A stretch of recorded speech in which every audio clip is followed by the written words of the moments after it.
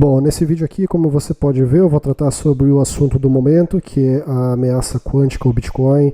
E mais ou menos, acho que uns 5 anos atrás, eu participei lá do canal dos Bitcoinheiros e eu lembro de ter conversado sobre o calcanhar de Aquiles do Bitcoin. E acredito que o vídeo nem exista mais, mas eu lembro que eu apontei que a criptografia, na minha opinião, era um dos principais problemas, né?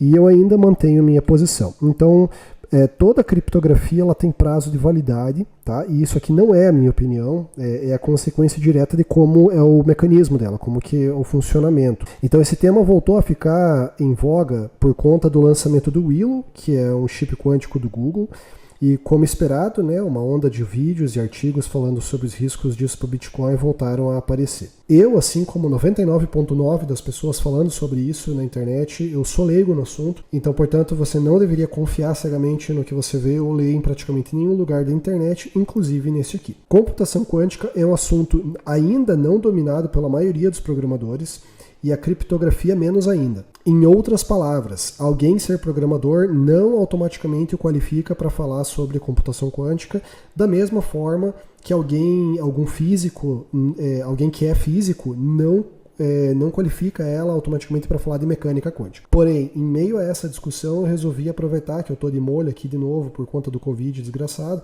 e que eu também não havia feito praticamente nenhum vídeo esse ano e decidi me aprofundar no assunto. Esse vídeo, então, ele é um apanhado do que eu consegui coletar de informações e das minhas conclusões até o momento. E do que eu vi até agora, como de costume, a discussão ela se resume aos torcedores pró e contra o Bitcoin, né? E o argumento central pró-Bitcoin é que se o computador quântico quebrar o Bitcoin é porque ele já quebrou todo o resto. Tá? E eu discordo veementemente desse argumento porque enquanto ele constata algo correto, que realmente é isso mesmo, né? E de certa forma até é evidente, ele desvia o foco da discussão e coloca em equiparação um upgrade de algoritmos pós-quânticos em sistemas centralizados e sistemas descentralizados, né? Então não é a mesma coisa. Um upgrade em sistemas centralizados ele é muito mais fácil de fazer. Um upgrade em sistemas descentralizados ele depende de consenso e o buraco ele é um pouco mais embaixo, tá? Então não dá para comparar, por exemplo, um upgrade no aplicativo do banco, ou do sistema operacional, ou do Android, iOS, com o Bitcoin, tá? Onde o consenso distribuído ele é parte do mecanismo para fazer ele funcionar. Outra coisa, uma vez que exista esse computador quântico, que de momento ele é só teórico, fazer ataques long range no Bitcoin, que eu vou explicar esse termo no decorrer desse vídeo, seria muito mais factível do que atacar um sistema centralizado, tá? Visto que a informação necessária para efetuar o ataque ela é pública, ela obrigatoriamente é pública no Bitcoin, né? Que seria as chaves públicas e os saldos associados. No caso do Bitcoin, então, o problema ele é mais embaixo, né? E eu acho que todo mundo sabe disso. Porém, quando eu digo que o calcanhar de Aquiles do Bitcoin é criptografia, de nenhuma forma eu estou dizendo que um computador quântico acabaria de vez com o Bitcoin, pois, ao que parece, muitos não entenderam ainda que o que garante o funcionamento do Bitcoin não é a criptografia em si, mas é principalmente o consenso social em se manter as regras. E a criptografia é somente uma das ferramentas, parte desse consenso para fazer isso acontecer. Os algoritmos criptográficos, eles podem ser trocados desde que haja consenso, e a criptografia pós-quântica, ou criptografia resistente à computação quântica, já existe e eu vou tratar dela nesse vídeo.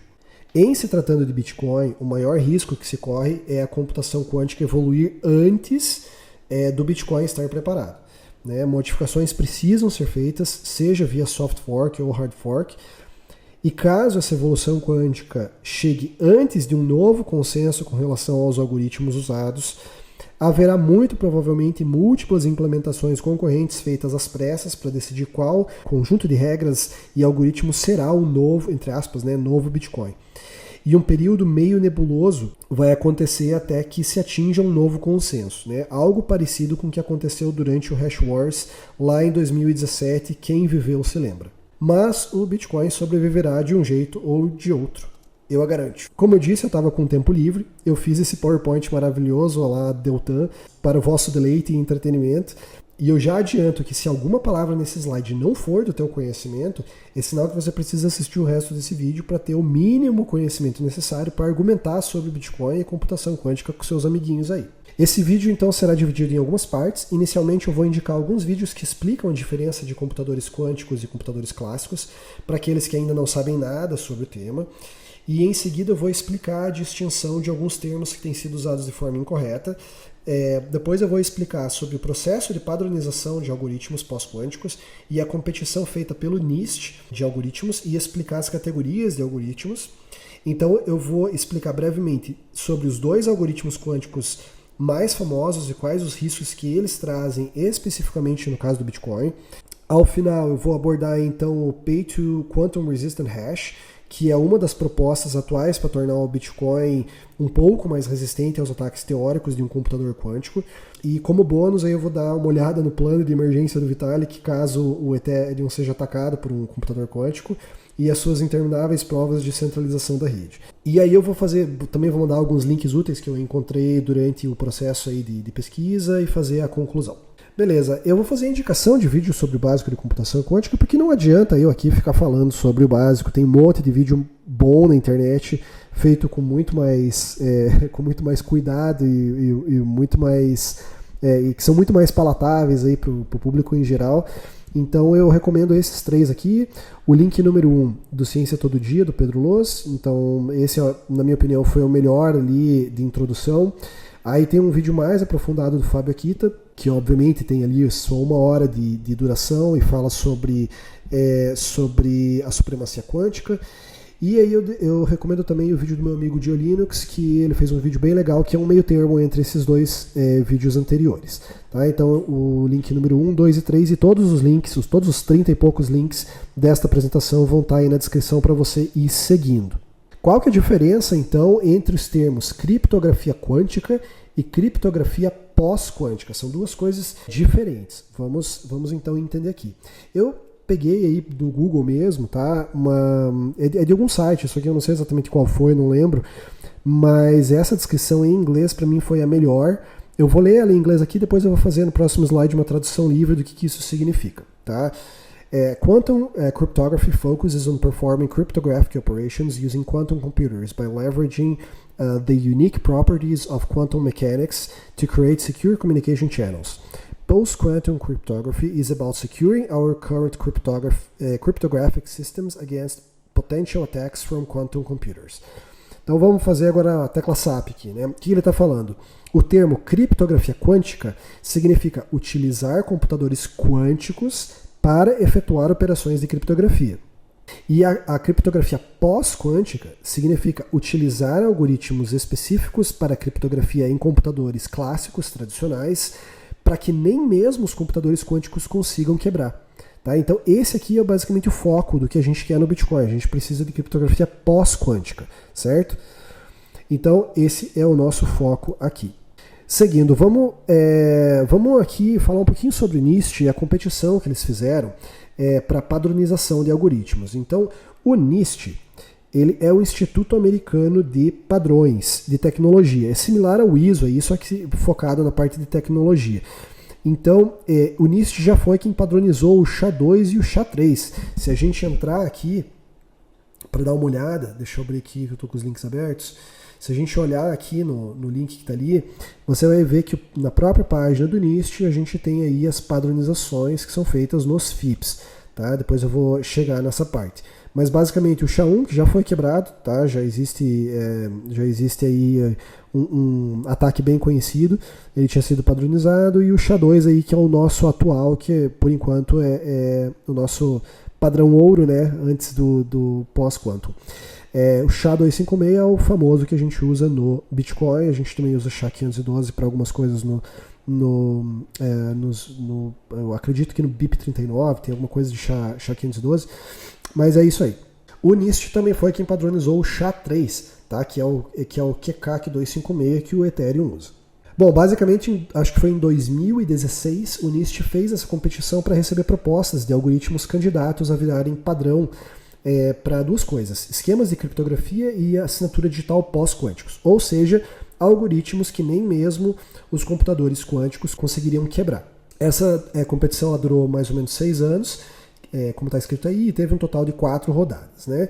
Eu vou tentar abrir aqui o link para você dar uma olhadinha. Então a gente vai ter aqui a lista de todos todos os participantes, né?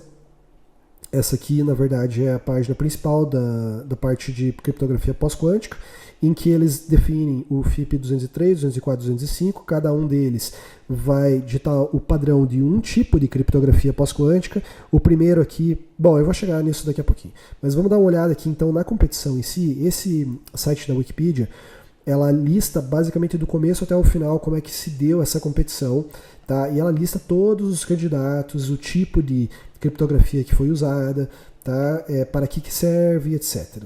Aqui você pode ver todos os rounds que foram se passando, e cada round que ia passando, os candidatos iam sofrendo escrutinação, e para a próxima fase sempre passavam menos candidatos, até que se chegou nos 4 candidatos finais, tá? Que foram basicamente padronizados pelo NIST. Essa padronização aconteceu este ano. Os escolhidos foram em 2022, porém a versão final dos FIPS, né, foram padronizados esse ano. Então é uma coisa bem recente. No total, 50 algoritmos foram submetidos e 40 foram considerados aceitáveis. Tá? Por quê? Porque eles tinham critérios, obviamente, para aceitar esses algoritmos. E também, como extra aqui, como um easter egg, teve também artigos de brincadeira que foram postados, como, por exemplo, o Post-Quantum RSA, o RSA pós-quântico. E por que é uma brincadeira? Porque o artigo, basicamente, que é um artigo que parece sério, ele propõe de usar chaves de 1 terabyte. Tá? Ou seja, eles aumentaram o tamanho da chave até que ele fosse efetivamente seguro, até mesmo para um computador quântico. E até mesmo, nem mesmo um computador quântico conseguiria quebrar essa chave. Ou seja, né, é inviável você ter uma chave de 1 terabyte, não cabe nem dentro do seu HD, né? Se você entrar aqui, eu até deixei, acho que aberto o artigo, ele é um artigo grande, olha aqui, ó, um artigo de 20 páginas, feito sob padrão, né, tudo bonitinho, e ele segue todas as recomendações do NIST lá para se classificar para a competição. Tá? Então, tem uma história bem engraçada, quem quiser depois vá dar uma olhada aí.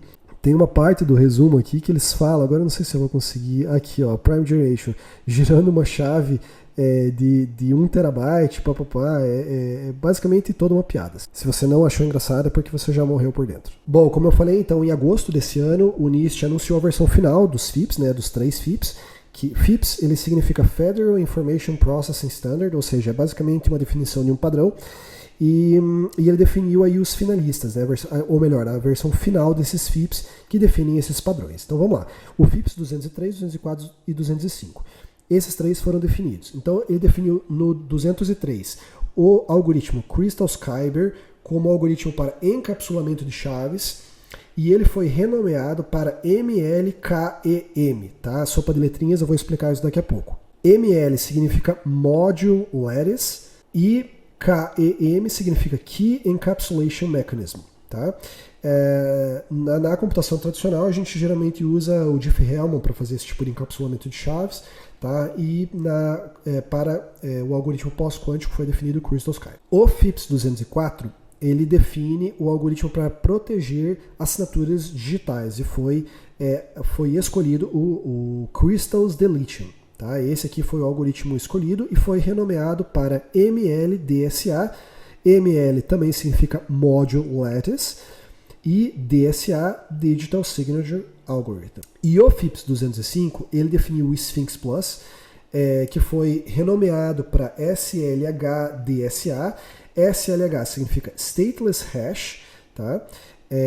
E DSA, Digital Signature Algorithm, e ele também é para assinaturas, e ele foi definido como se fosse um backup no caso do MLDSA, que é esse anterior, apresentasse algum problema de segurança. Então, basicamente, esses dois eles serviriam para a mesma coisa, porém utilizando metodologias, approaches matemáticos diferentes. Esse aqui usa Module Lattice, que eu vou explicar daqui a pouco, e esse aqui usa Stateless Hash. E tem o FIPS também 206, que é baseado no algoritmo Falcon. Esse aqui é o que está sendo considerado para o Bitcoin, que eu vou botar mais no final da apresentação, mas esse FIPS ainda está em modo draft, tá? Ele não está pronto. A gente vai ver quando sair, provavelmente aí no ano que vem. Então tá, a gente fez aquela sopa de letrinhas ali e eu vou tentar explicar rapidamente o seguinte. Existem tipos de algoritmos pós-quântico.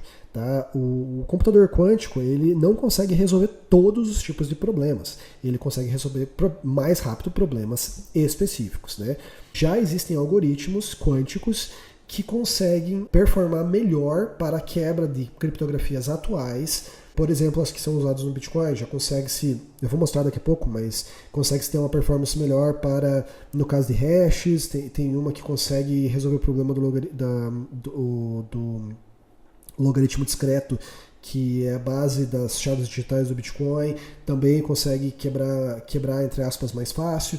Então, qual que é a ideia? A ideia é que se criem técnicas matemáticas nestes algoritmos pós-quânticos, que nem mesmo os computadores quânticos consigam quebrar, tá? Que a sua mecânica interna não favoreça a quebra desse tipo de problema matemático. Então, esses aqui são os 6 principais, tá? É o lattice-based, o code-based, o multivariate-based, a isogen-based, o hash-based e o symmetric key quantum resistance, que basicamente é a mesma coisa que o sistema simétrico de chaves que a gente tem, só que são chaves maiores a ponto de um computador quântico não conseguir quebrar.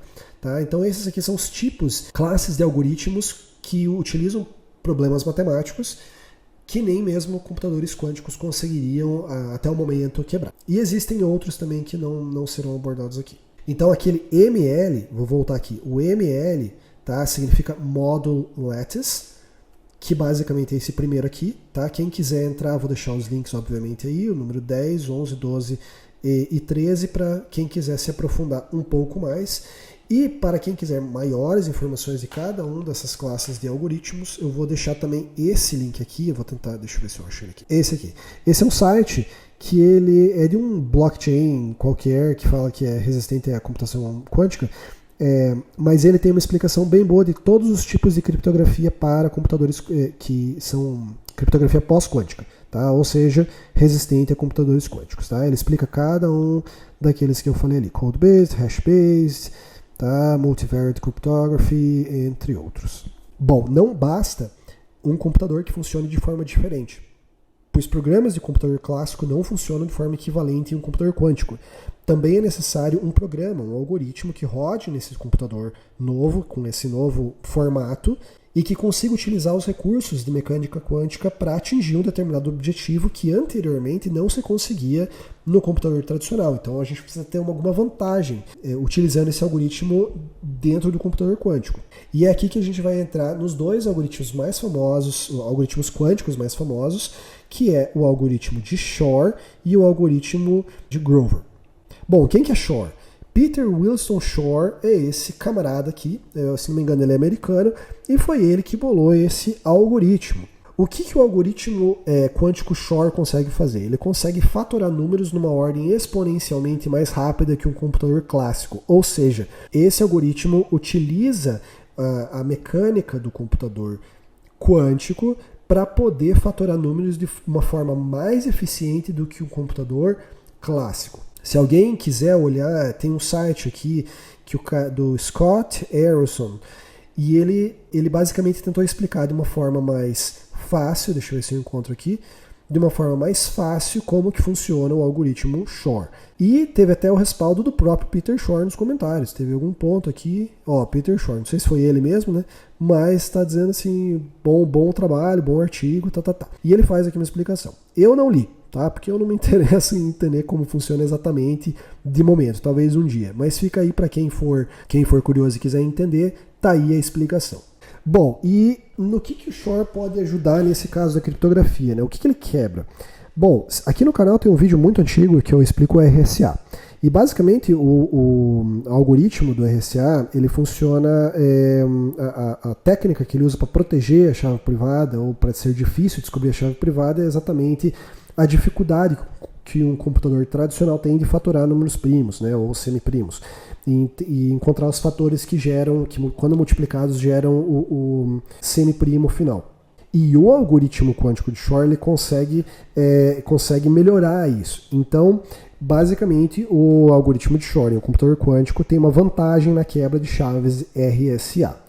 Porém, A gente não usa RSA no Bitcoin, como você sabe, né? Se você já acompanhou o canal aqui desde o começo, você sabe que não se usa RSA no Bitcoin. No Bitcoin a gente usa curvas elípticas e, em tese, a gente estaria seguro, exceto que não.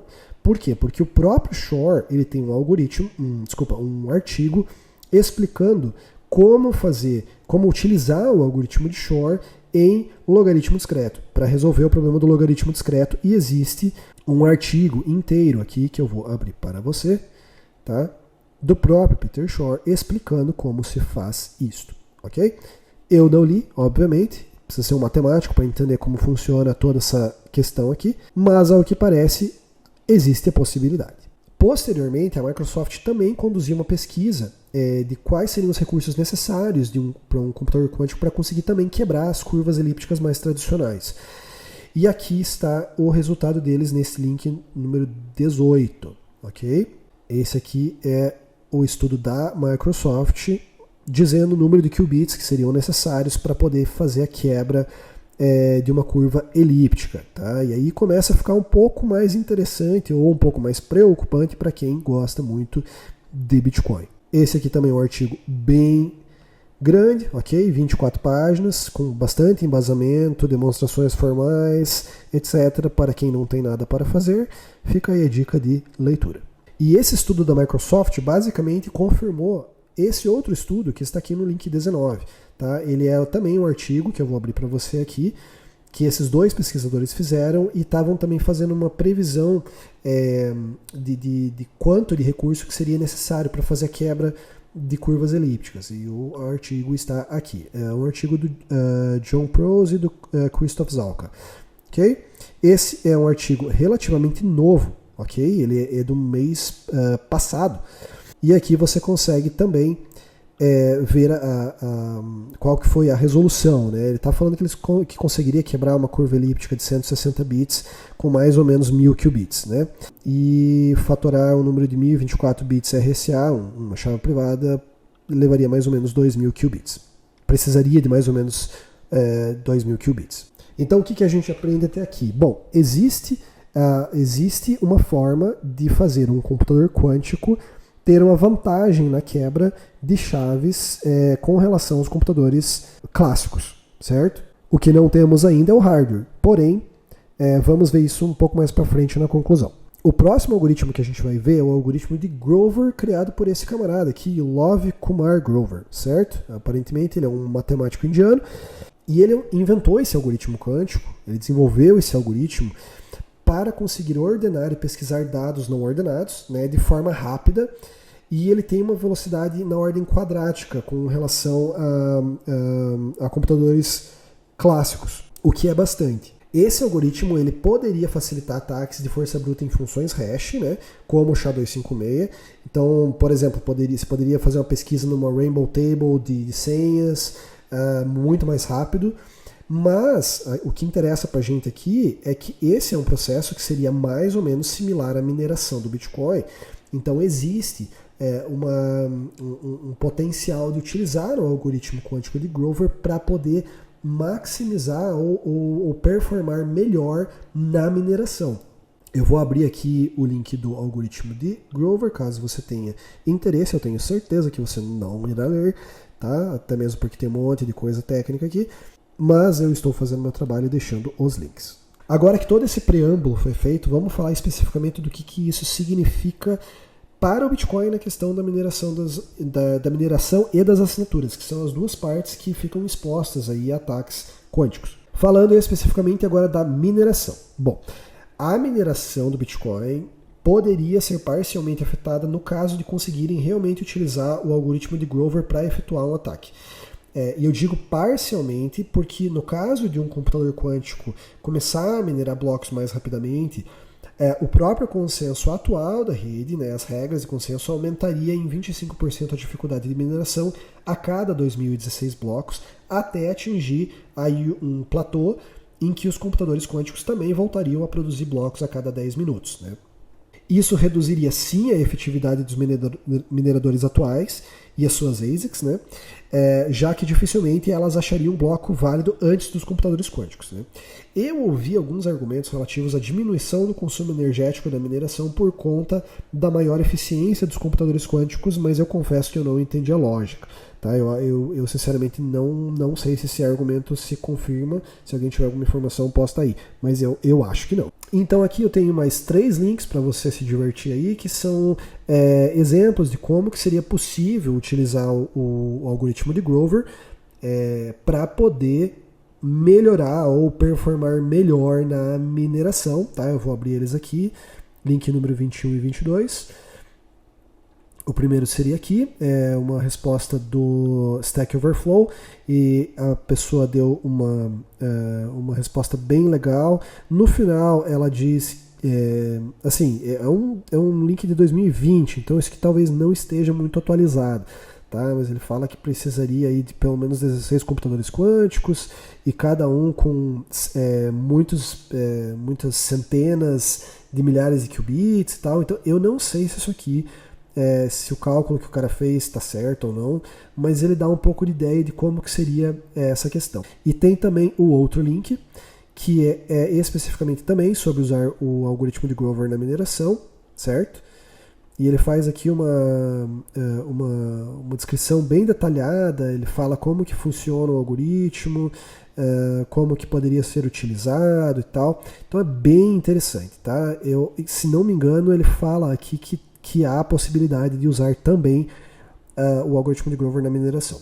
E tem esse terceiro artigo que fala da insegurança da mineração quântica no Bitcoin. E esse artigo ele fala basicamente sobre o número de forks ou forks naturais que podem acontecer por conta do número de blocos serem produzidos muito rapidamente. Okay? Que isso é um problema de segurança no Bitcoin. Assim, muitos blocos órfãos, ele pode gerar um problema. Então a gente pode abrir ele aqui, beleza? Ele é um artigo de 2019. Eu achei ele um pouco mais simplista assim, no que ele está propondo a pesquisar. Me parece um pouco óbvio que se você minera mais rápido, teriam mais blocos órfãos, e isso impõe mais problemas, tá? Mas ele é um artigo grande aí também, um artigo de 22 páginas.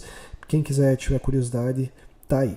Agora vamos falar mais especificamente sobre os riscos nas assinaturas de transações e endereços. Esse aqui que eu acredito que seja o problema principal. O Bitcoin, hoje, ele já tem uma certa proteção nesse quesito. Em praticamente todos os formatos de endereços, exceto no Pay to Public Key e no Pay to Taproot, a chave pública ela não é exposta até que você gaste os Bitcoins a partir do endereço. O que a gente tem é um hash da chave pública, ou seja, ou melhor, hash sobre hash, né? São 2 hashes SHA-256 da chave pública ou do script, caso ele seja um Pay to Script Hash. E esse hash, até onde eu sei, ele não está vulnerável a nenhum ataque quântico até o momento. Tá? Então não precisaria se preocupar nesse momento. A partir do momento que uma transação ela é assinada e colocada na mempool, uma pessoa no porte de um computador quântico poderia então tentar descobrir qual é a chave pública daquele endereço, tá? Porque ele é exposto na transação. Tá? E aí tentar um ataque utilizando o algoritmo de Shor, tá? Para tentar decompor ou fatorar, basicamente utilizar aquele algoritmo de Shor e tentar reverter a chave pública para a chave privada. Okay? Ele teria, obviamente, aí um intervalo de tempo para tentar fazer isso, que é o intervalo entre a transação estar na mempool e ela ser minerada. Caso a chave privada seja descoberta nesse meio tempo, antes da transação ser minerada, seria possível que uma segunda transação fosse feita pelo atacante, desviando o saldo para um outro endereço. Então, esse é um ataque do tipo short range, ou seja, ele é curto, tá? Num espaço curto de tempo. Porém, tem algumas ressalvas aqui.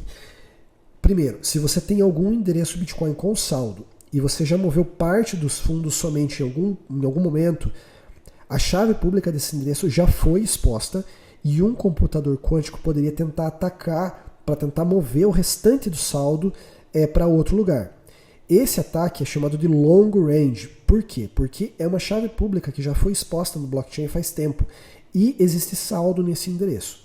Número 2, se toda transação que você fizer, você gastar todos os inputs daquele endereço e sempre enviar o saldo remanescente para um novo endereço que você controla, que a gente chama também de troco ou change address, esse restante de saldo ele permanece seguro, porque a chave pública do novo endereço nunca foi exposta, né?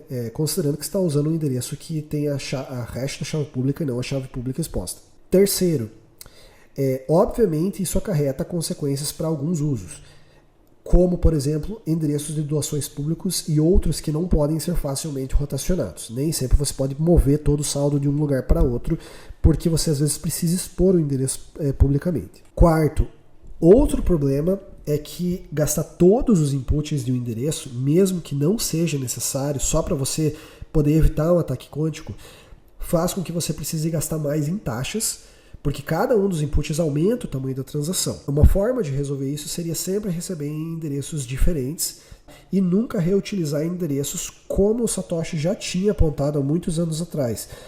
Porém, ele apontou isso por conta de privacidade e não por conta de computação quântica. Em 2019, teve um tweet do Peter Willer, acho que é assim que pronuncia o nome dele, que ele fala exatamente sobre esse tema e ele explica a quantidade de endereços que estão vulneráveis, que já estariam vulneráveis, e ele diz que representaria mais ou menos, os endereços vulneráveis estariam com mais ou menos 25% do supply total do Bitcoin. Então, esse seria o supply vulnerável hoje em dia, ou melhor, em 2019, acho que hoje caiu para 20%. Mas mesmo assim, é uma quantidade muito grande. Tá? Você pode entrar no X do Peter Willer e ele faz a explicação de como que ele fez o cálculo exatamente. Tá? Você pode entrar lá e dar uma olhada. Bom, vamos agora passar para o que interessa, qual que é a solução. Né? Vamos abordar um pouquinho do BIP Qubit, que é o BIP que não tem número ainda, porém ele sugere a introdução de um novo tipo de endereço chamado o Pay to Quantum Resistant Hash, P2QRH. Esse BIP, como você pode ver, então ele não tem número ainda, ele foi criado esse ano e ele sugere aí fazer uma nova versão, aí, SegWit versão 3, e ele foi divulgado neste link do Reddit e o BIP em si está nesse link aqui. Vamos abrir para você dar uma olhada, ok? Esse aqui é o post do Reddit em que ele faz a introdução do BIP e este aqui é o BIP em si, ok? Ele é um BIP até meio grandinho, explicando ataques long range, short range, que tipos de endereços estão vulneráveis a cada tipo de ataque. Então é um BIP bem interessante e eu vou fazer uma leitura dele para você aqui. Eu vou, na verdade, traduzir boa parte dele aqui para você. Então a ideia dele é basicamente criar um novo tipo de endereço que utilize algoritmos criptográficos pós-quânticos. E esse tipo de endereço poderia ser introduzido com um soft fork e sem aumento do bloco. E apesar de não resolver os problemas completamente, ele já seria um bom avanço. O BIP ele continua fazendo uma diferenciação então, entre os ataques short range e o long range, que foi o que eu já acabei de explicar. E ele indica que para resolver o problema do short range, uma possível solução, né, que é aquele da mempool, seria você enviar a transação diretamente para o minerador, né, que você confia. Mas isso acarreta, obviamente, outros problemas de segurança. Né? E o BIP ele também diz que os endereços Taproot eles são vulneráveis ao ataque de long range, porque a chave pública nos endereços Taproot ela não é ofuscada.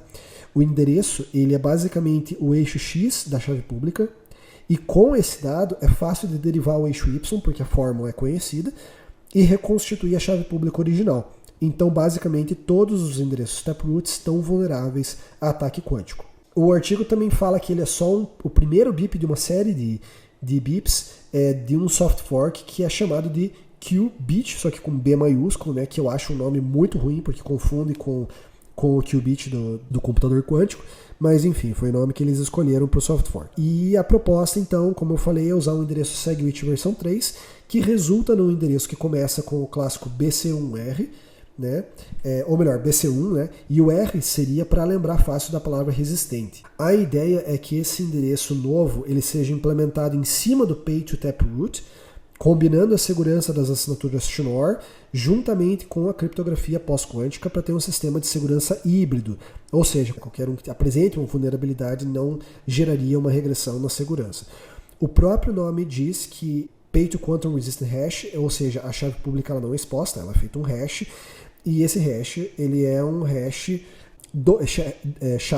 hash 256, que é um double SHA-256, exatamente igual como é feito no Pay to Public Key Hash. Como eu falei, o SHA-256 ele não é vulnerável ao ataque quântico.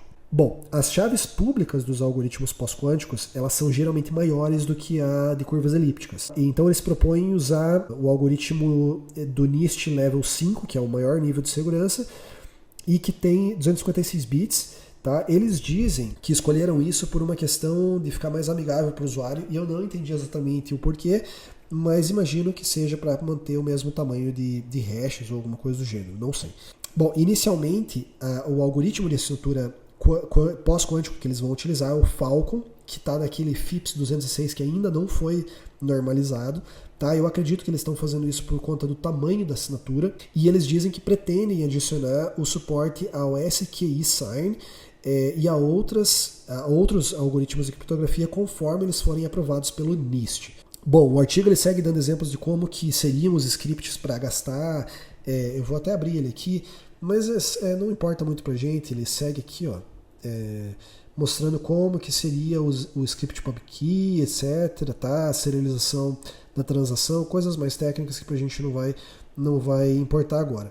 Mas uma parte bastante importante, deixa eu ver se eu consigo encontrar aqui, é que ele fala que por ser SegWit v3, ele vai manter retrocompatibilidade, tá? Bom, basicamente os nós que não atualizarem, eles vão encarar as transações desse novo tipo de endereço como anyone can spend, e eles aceitarão. Eles só não vão fazer o relay da transação.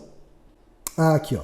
Então, basicamente, ele fala o seguinte, que os nós que não reconhecerem o SegWit v3, eles vão tratar esses outputs como anyone can spend, tá? E a única coisa é que eles não vão fazer o relay ou minerar essas transações, mas eles vão aceitar elas normalmente. Agora vamos para a parte ruim, né? Nem tudo é flores.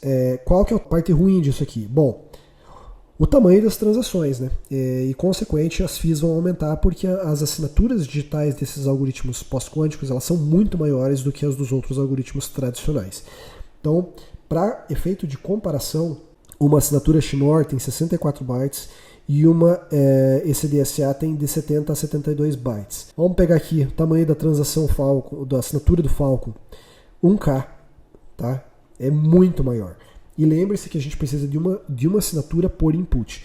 Então isso aqui pode realmente fazer a coisa ficar inviável. O Crystals Deletion aqui, se você for ver o tamanho dela, 4K, é muito grande. Realmente a assinatura ela é gigantesca. Outra parte ruim é que as carteiras que não adicionarem suporte ao SegWit v3 não vão conseguir ver as transações e UTXOs desses endereços. E verificar assinaturas desses algoritmos pós-quânticos, ela requer mais recurso de CPU e de memória. Então a verificação performa pior, fazendo com que rodar um nó de Bitcoin possa ficar um pouco mais difícil ou caro. E a pergunta, né? Beleza, e o Ethereum? Vamos então ver o que o Sr. Vitalik tem a dizer sobre computação quântica e o Ethereum.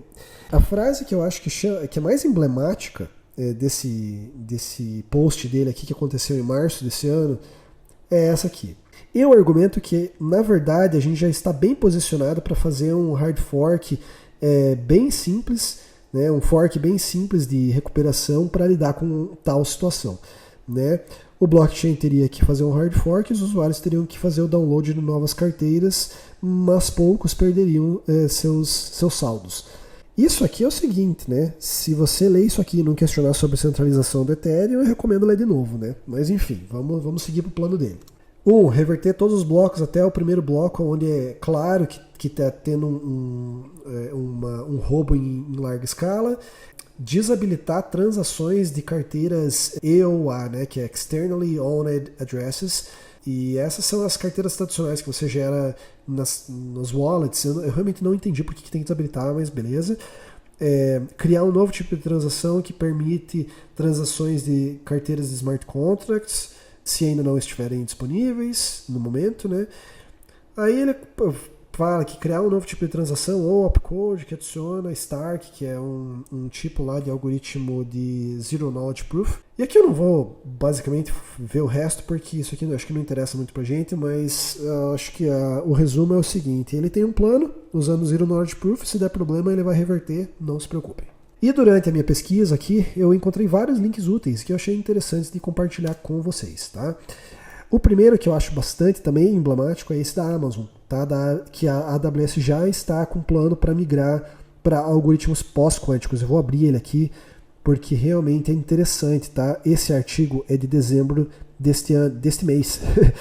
Então, é algo relativamente novo e está dizendo que eles vão começar a migrar para algoritmos pós-quânticos, né? E que alguns deles serão transparentes para os usuários, né, e alguns vão ser opt-in, o usuário vai poder aceitar. E eles comentam aqui das FIPS que foram aprovadas lá pelo NIST, certo? Então provavelmente vão utilizar estes algoritmos aqui. Por que aquele link me chamou a atenção? Bom, a Amazon está preocupada com computadores quânticos e toda a sua infraestrutura e está fazendo migração já. Logo depois que o NIST publicou os algoritmos. Então, acho que tem alguém aí que está preocupado. O segundo link desse slide, link número 29, é um estudo que eu achei interessante, que é de uma faculdade aqui que eu acho que é uma faculdade aqui do Brasil. É um estudo em português, que é estudo de implementação de algoritmos pós-quânticos no PIX. E eles usaram o algoritmo PICNIC 3 para fazer os testes. E, spoiler alert, né, não deu certo, não dá por conta de performance. Se a gente abrir aqui o artigo, que vale a pena dar uma lida, bem interessante. Se a gente entrar na conclusão dele, chega-se na conclusão de que os resultados que comprovam a incompatibilidade das demandas atuais do PIX, o qual requer um piso de 2.000 mensagens por segundo, com tempo esperado de até 50 milissegundos por mensagem. Ou seja, não dá para utilizar. Né? Eles precisam de processamento 4 ou 5 vezes maior.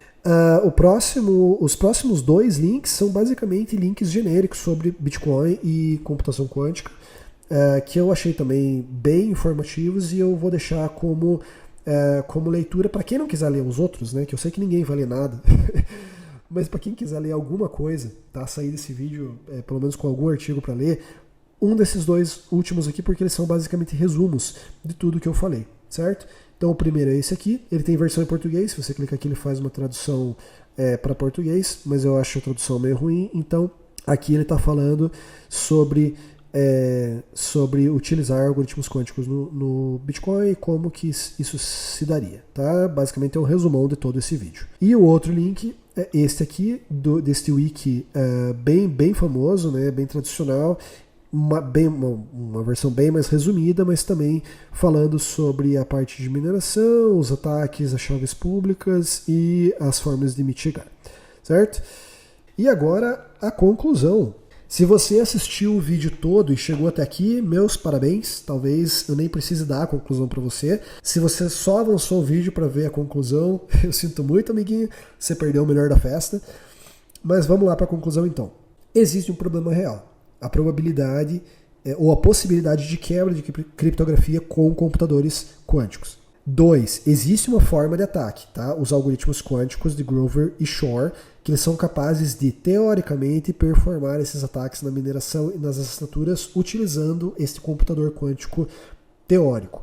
Existem papers confirmando essa possibilidade e fazendo demonstrações formais da quantidade de recursos necessários para tal. 5. Existem papers especulando as consequências para a rede no caso desses ataques serem feitos. 6. Existe uma proposta de modificação do Bitcoin para remediar parcialmente o problema no que se refere a assinaturas e transações e não na mineração. O que a gente não tem ainda são efetivamente os computadores com a quantidade de qubits físicos e lógicos e com a correção de erros necessária para que esses ataques possam ser concretizados, certo? Porém, de um lado, temos uma Big Tech fazendo avanços consecutivos de forma pública nessa área de hardware, né? Ainda que aquém do que o necessário para fazer um ataque real. O Willow, que é o CPU que eles postaram, que eles divulgaram, pelo que eu vi, ele tem 101 qubits, mas uma coisa muito importante, até o momento, o que se tinha é que quando se aumentava o número de qubits, o número de erros aumentava junto. E nessa última divulgação do Google, eles disseram que conseguiram fazer com que o número de erros caia conforme o número de qubits aumente. E isso é o mais importante de tudo. Tá? Então significa que eles têm um caminho para escalar esse negócio aí.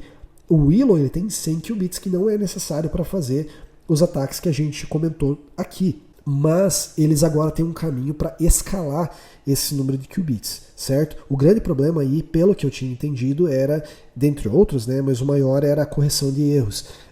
E agora parece que eles têm uma solução. Bom, de outro lado, a gente tem outra Big Tech concorrente fazendo upgrade dos seus algoritmos criptográficos, ao que parece às pressas, logo depois que o NIST publicou os FIPS divulgando os padrões de criptografia pós-quântica, e o que nós não sabemos é o que eles já conseguiram fazer em laboratório e o que ainda não foi divulgado. Né?